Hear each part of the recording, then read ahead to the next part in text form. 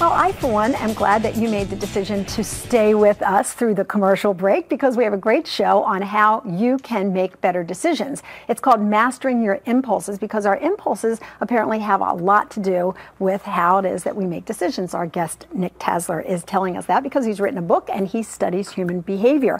So we were talking about whether or not you have too much information and how you can discern through it all to make a decision, or whether you use your gut feeling. What do most people tell you helps them facilitate a decision? Well, it depends, again, which kind of person you are, whether you're sort of the more cautious risk manager type or whether you're the more impulsive potential seeker. So if you ask a risk manager, what facilitates my decision? Well, it's information, knowing all the facts before I leap into a judgment. If you ask a naturally, genetically more impulsive person, they're going to probably tell you, well, I listen to my gut more and I make quick analyses of the situation and then I go. Now, are we born one or the other and then live that kind of decision making our whole lives, or can we change? You mentioned experience before. Can we change the way that we approach our impulses? Yeah, it's a good question. It's really a combination, but there is definitely a very strong genetic disposition to this. So when you come out of the womb, you have genes that are going to point you toward one way or the other.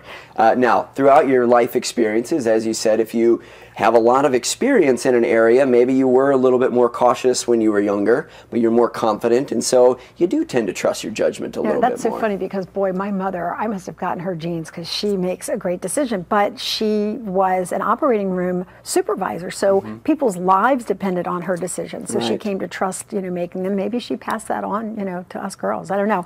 We were taking a quiz in the first segment, so we're going to continue that now, and I suggest that you play along at home. What's the next question you have for me, Nick? So question 2. Lynn, would you choose either A, a 100% chance of winning $1,000, or B, a 50% chance of winning $2,000? Oh, I can tell you that one right away. Give me the $1,000, the sure thing. I'm going to go with the sure money every time, which is why I don't gamble. Like when I go to Las Vegas or Atlantic City or, places like that, I have a certain set amount of money that I'm willing to part with, and I am not going to go one penny beyond that. Because to me, I would rather invest my money in a good pair of shoes that I know are going home with me for the next year. I just don't want to waste my money. Yes. So I would go with the 100% guarantee. Yes, and I think the interesting thing about that is how you describe your answer. Why?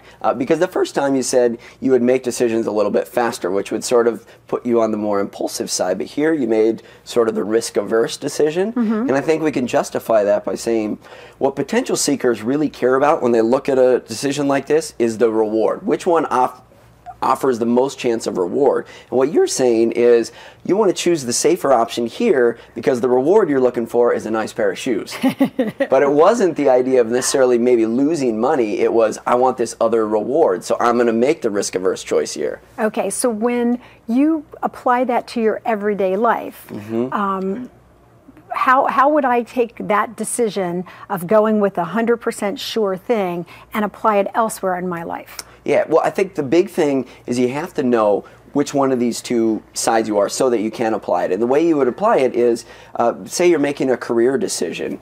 For instance, I don't think a really cautious person who doesn't like making fast decisions would like a career in live TV, so you shouldn't do that.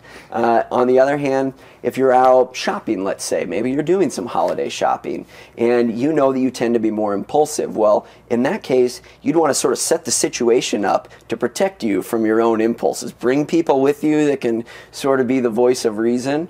Or if you're more risk-averse and you're shopping, bring somebody with you who's going to nudge you a little bit closer to doing some exciting things. That's interesting because you mentioned the shopping at the very top of the show. I said, do you buy expensive items or impulse items that then you later live to regret? And I will bet you we will get a ton of response to that because everyone's done that at some point or another. But when it's a pattern and it happens frequently, do you need to realize that you have a little bit of a problem? Well, yes, exactly. So we've all, like you said, we've all made impulsive decisions. My most impulsive, terrible decisions, I once bought a motorhome. Oh, I thought you were going to say a motorcycle. Yeah, right. Worse. A more motorhome. expensive. Yeah. So we're not just talking about a shirt I didn't like. We're talking about a motorhome. Yeah, that's a pretty big investment. And so I think the thing is, at least if you acknowledge the fact that you did that, what were sort of the circumstances that led you to do that, then you can learn from it. And so you won't be making repeat decisions like that for the rest of your life. I learned a lot about what I like and what I don't like from buying that motorhome. Were you able to offload that motorhome, or are you still tooling around in it, Nick? We offloaded it, much to my wife's pleasure. We got rid of it, but it was at a significant cost. If you haven't noticed, the market for motorhomes has not been good in the last couple of years. Yeah, I imagine. It's funny because I posted this question on my Facebook page, and I said, do you make better decisions under the gun or when you have time to consider all options? Right now, the majority of the people, I would say 90% of the people are all saying they're much better under the gun when they have time to think about it. They put too much thought in it, and they overthink it. Yes. Well, I think also the interesting thing you have to note here is who responded fastest to that, really? to that question. Yeah, I posted it like 2 minutes ago. Sure. So that's probably an element right there of response bias. Well, that's the one thing that we feel like in this society, I think, is that we do need to be more instantaneous. I mean, when we have our cell phones and we have our texting and we have, immediate access to people, we feel like if we put someone on hold for 5 minutes or we don't text back right away, which is why people text when they drive, that we're somehow failing. Yes. And, maybe that's why people are now making decisions a little bit quicker, or at least these people who are responding. I mentioned this quiz. We're going to continue with that. Putting myself under the gun here, so to speak. What's next on your list there? So the third question, Lynn, is, do you prefer trying new things even if they might be dangerous? No. No. No. I'm not a risk taker on that on that front at all. If something's dangerous, I'm not really interested in it. Yes, and that's really the danger component is really how we distinguish, because just as human nature, everyone likes a little bit of newness. We always that's where we have the grass is always greener, right? But it's when you introduce the element of danger, that's when the potential seeker and the risk manager start going in different directions. So that's really a very telling question there. That's really interesting because, for example, I travel to New Zealand pretty frequently, my best friend is from there, and we go and we visit her. Everyone who goes to New Zealand bungee jumps. It's the home of the bungee jumping. Yeah, 10 times, never gone, never even had any interest. Like the idea of diving headfirst off a huge bridge toward water hurtling up to my face in no way entices me whatsoever.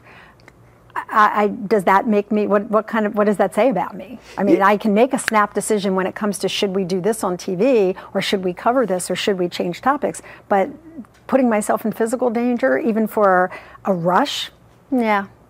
Sure. Doesn't work. Yes. Well, there's another component to the decision-making puzzle that we haven't talked about yet, which is everyone has what I call a decision pulse, which is sort of one guiding principle that you use, that you consciously choose and say, this is the direction I want to go in. And so somebody who likes bungee jumping, regardless of whether they're a potential seeker, if they don't have a stimulation decision pulse, there's a good chance that they probably aren't going to like that. I'm a potential seeker, but I've never been bungee jumping. I've also been to New Zealand and said, that looks crazy, I'm never doing that. Right. So it's sort of like we have this genetic disposition, but we also have a conscious brain that we can decide what do we like and what don't we like. It's interesting because with me, maybe because I've been in news for such a long time, it's like I always think about the potential, what could happen, and what they'll be reading about on the on the news or in the headlines, just because pretty much everything I've covered at some point or another. So I just say, yeah, that I could be the one where the bungee would break and I would break my neck and I would be paralyzed, and, or I would die, or I'd smash my face. I mean, I just think of all of those things. So it's very easy for me to say no. What about you? Are you a thrill seeker? Do you look for those kinds of things that, give you that adrenaline rush, or are you more sedate, more cautious, more like me? If you want to tell us what you think, email me during the break. It's lynn@lynndoyle.net. We're going to continue our quiz here and give you some great ways to avoid holiday stress when we come back.